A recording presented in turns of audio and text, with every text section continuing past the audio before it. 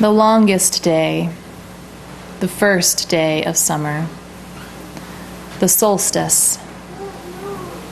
We stop and mark the time today. We stop and celebrate the light, the greatest amount we will see in one day. There is revelry to be had this day. There is a field to play in, flowers to pick, sweet berries to eat, and bedtimes to push later just a bit. There's the itch of another closing school year, a yearning for the freedom of summer, a return to joy and rest. Marge Piercy describes the scene of summer in her poem, More Than Enough. The first lily of June opens its red mouth.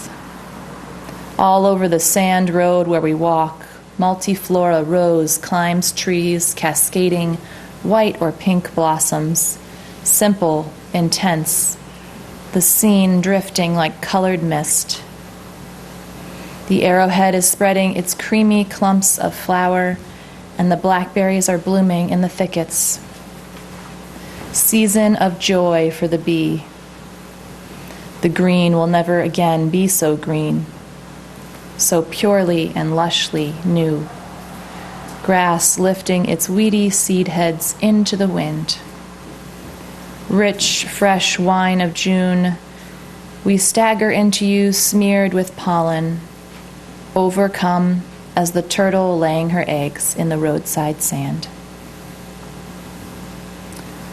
The green will never be so green again. The light will never be as long as it is today.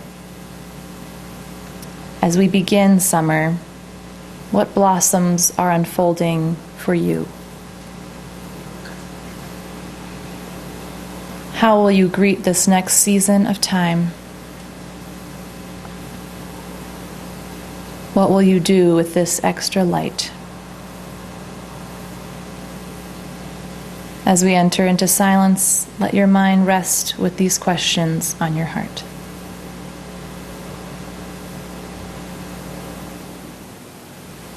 May this silence we have shared continue to heal us and hold us all. Amen.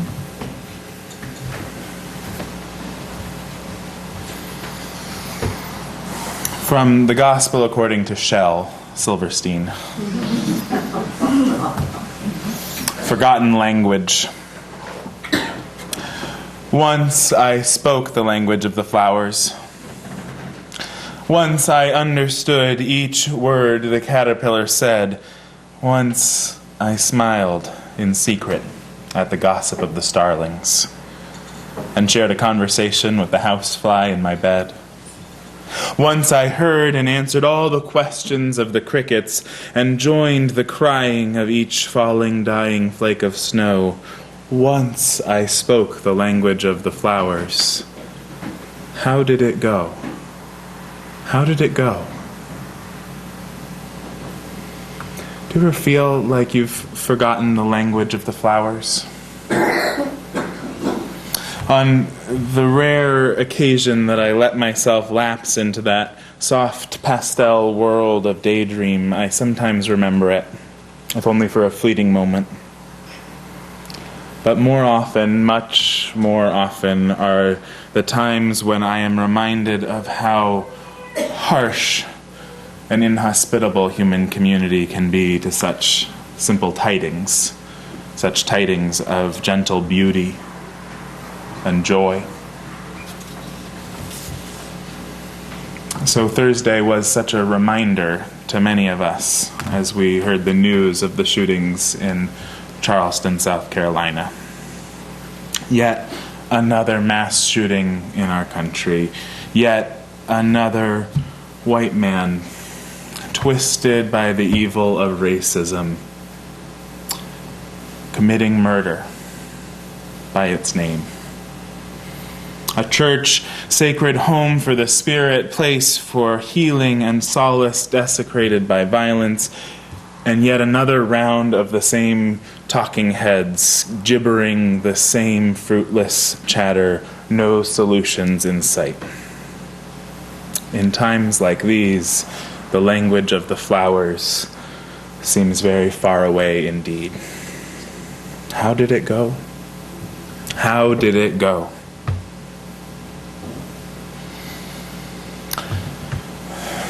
This ritual today, this uniquely Unitarian ritual of flower communion, was brought to the States during World War II. As bombs dropped around the world and evil was perpetrated on a scale previously unimaginable, Unitarians around our country began practicing this simple ritual. Each member of the community brings a flower. Gathered together, we bask in their simple radiance, their grand diversity. And seeing them, we see our reflection. We see our community reflected in the bouquets. Each of us bringing our unique gift, people as varied as the colors and shapes of the flowers, and each made more beautiful by the whole. Each member of the community leaves with a different flower than they brought, receiving the gift of another, reminder that we depend upon one another more than we know. Norbert Čapek was the Unitarian minister who first created flower communion. He had founded the Unitarian Church in Czechoslovakia, and with his congregation in Prague in 1923, he invited the first flower communion because he believed that his people needed a ritual, more ritual, to help bind them together. The community had thrown out so many of the traditional Christian rituals, and so he turned to the native beauty of the countryside to find elements for a communion that would be genuine, would be real for them. And from then on, it became an annual June rite, an annual June ritual in that church, and eventually in many Unitarian and now Unitarian Universalist congregations. His wife, Maya, who was also a minister, brought the ritual here to the Unitarian Church of Cambridge in her tour of the States in 1940. And then because of the outbreak of World War II, she was unable to return to Prague. And so it wasn't until the end of the war that she or anyone here learned that her husband Norbert had been killed in 1942. When the Nazis took control of Prague in 1940, they found Dr. Čapek's Gospel of the Inherent Worth and Beauty of Every Human Person to be, and this is what was recorded in the Nazi court records, to be too dangerous to the Reich for him to be allowed to live. His Gospel of the Inherent Worth and Beauty of Every Human Person was too dangerous to the Reich for him to be allowed to live. He was sent to Dachau, where he was killed the next year during a Nazi medical experiment. There is so much to be broken over, so much that breaks our hearts open, and yet it is a great gift of this community to know that our message of the inherent worth of every person, the beauty and dignity of every being, is a dangerous message for those who would perpetrate evil. This celebration of life, this recognition of beauty through our communion of flowers, is an act of resistance and resilience in a world that breaks us open again and again. Each flower communion service, Norbert Čapek would use these words to consecrate the flowers. And while they ring a little theistic for our congregation and our times in Unitarian Universalism, I invite you to just listen with an open heart and open mind to these words of Norbert Čapek. Infinite Spirit of life, we ask thy blessing on these, thy messengers of fellowship and love. May they remind us, amid diversities of knowledge and gifts, to be one in desire and affection, and devotion to thy holy will. May they also remind us of the value of comradeship, of doing and sharing alike. May we cherish friendship as one of thy most precious gifts. May we not let awareness of another's talents discourage us or sully our relationship, but may we realize that whatever we can do, great or small, the efforts of us all are needed to do thy work in the world. Amen. May these flowers be holy not just by these words, but by our act of bringing them together, our witnessing their beauty together. As we share in this communion, I invite each of you to come forward to find a flower that you did not bring. And don't worry, if you didn't bring any flowers, there's plenty of extras. Bill will play some music, and I invite you to sing along. Sing as we celebrate that there is joy even in the midst of sadness. Amen.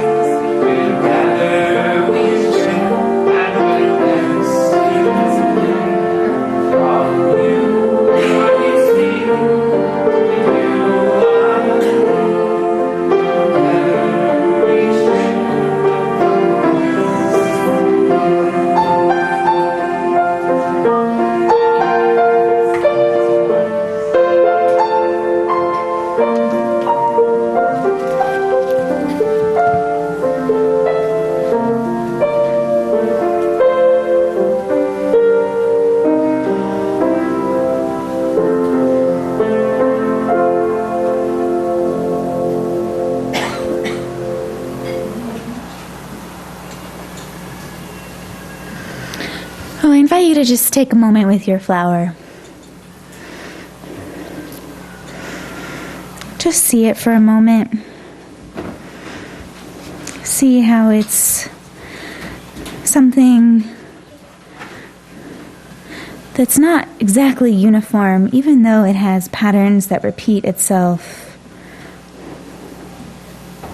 How the petals are connected to the stem and the leaves.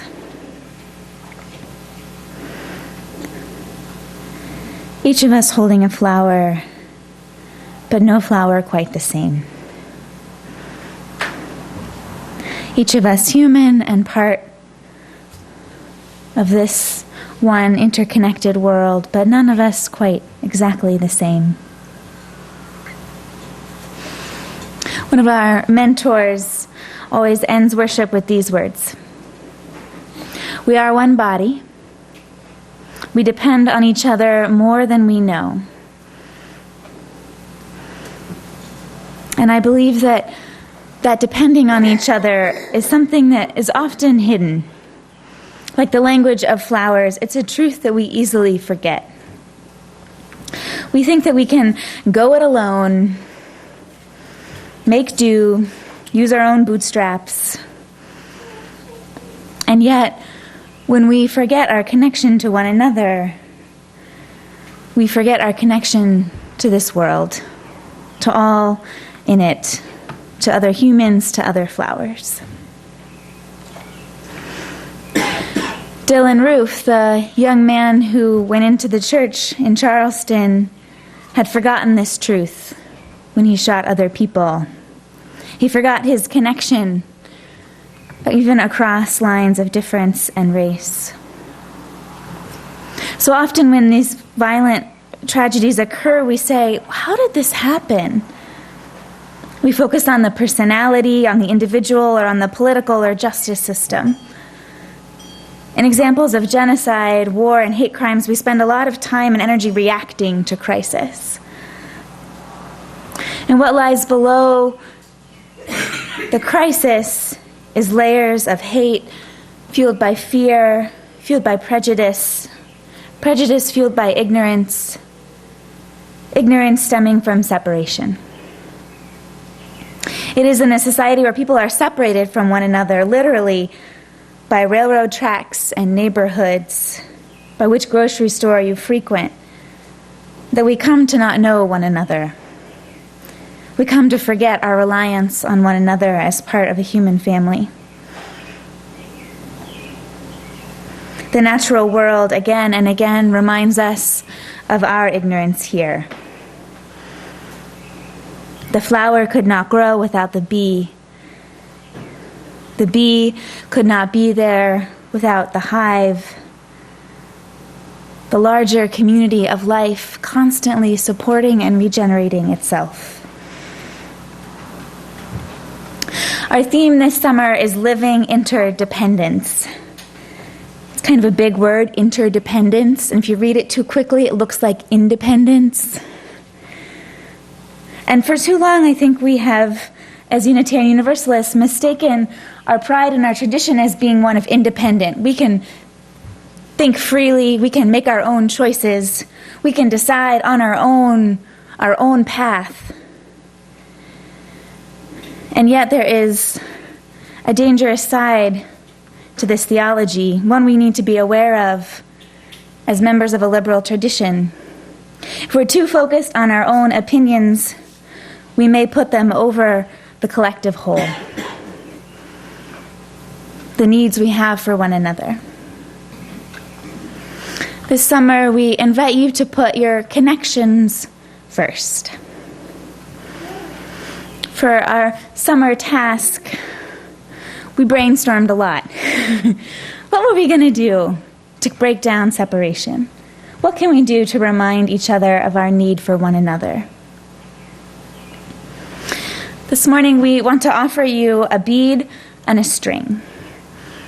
And so it is a simple reminder that this bead reminds you that you are connected to all other creatures, to all life on this planet. When you put it on your wrist or maybe your keychain, We want you to see it regularly throughout the summer. What's that for? Oh, right. I'm not doing it alone. I'm connected to others. Let the bead be a reminder that you are part of a system larger than yourself. Over the summer, we invite you to do two things. To make two new connections. One new connection within the UUCC community. We may know one another, but we may not know everyone. There's probably someone you don't talk to that regularly, someone you wouldn't normally have a cup of tea with or go for a walk by the water with. So your invitation over the summer is to make a little time for someone here you don't know that well yet, to just spend time going a little bit deeper with someone in this community. Maybe you will garden together in front of the church or work on the bag project together. Maybe you'll just sit outside and enjoy the fireflies.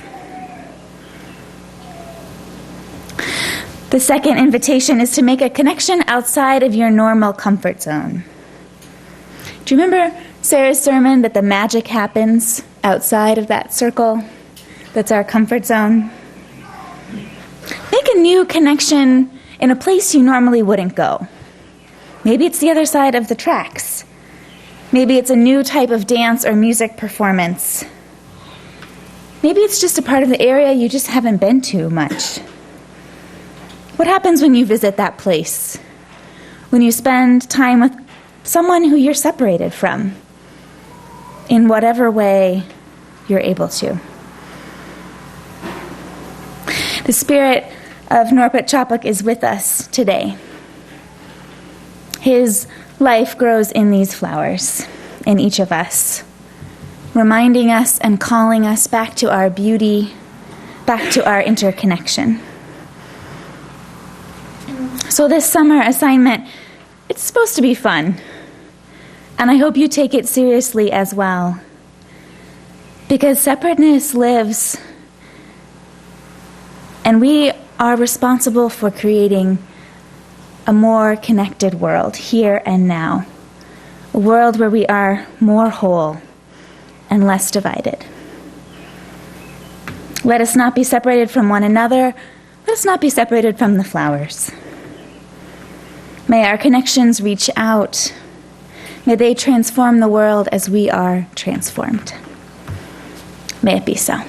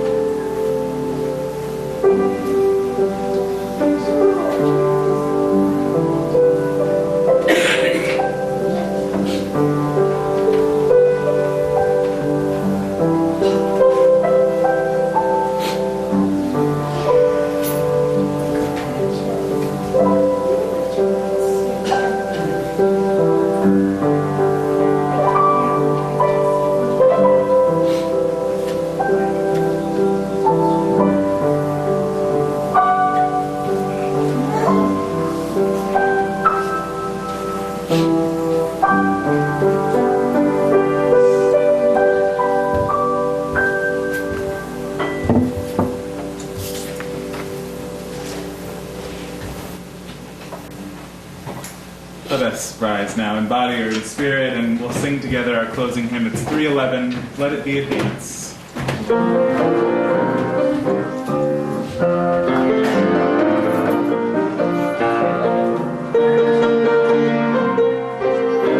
Feel free to dance with your flower.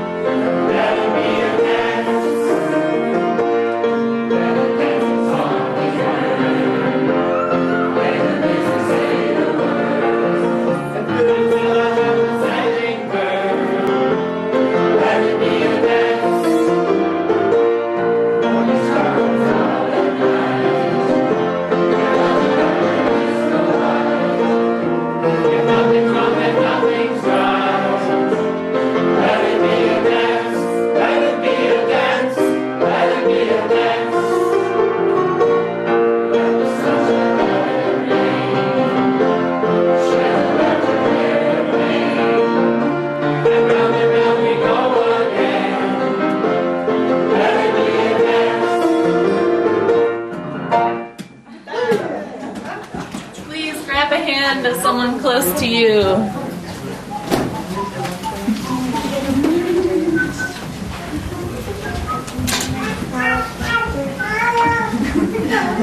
We extinguish this flame, but not the light of truth, the warmth of community, or the fire of commitment.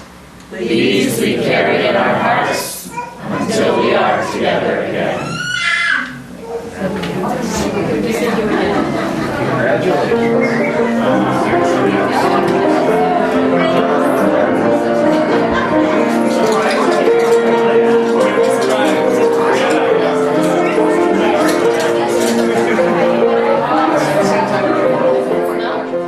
Join us for worship every Sunday at 10 a.m. at the Unitarian Universalist Church of Canandaigua, a welcoming congregation. We are located at 3024 Cooley Road, 4 miles west of South Main Street, Canandaigua, just north of the intersection with Routes 5 and 20. Look for the blue signs just before the turn.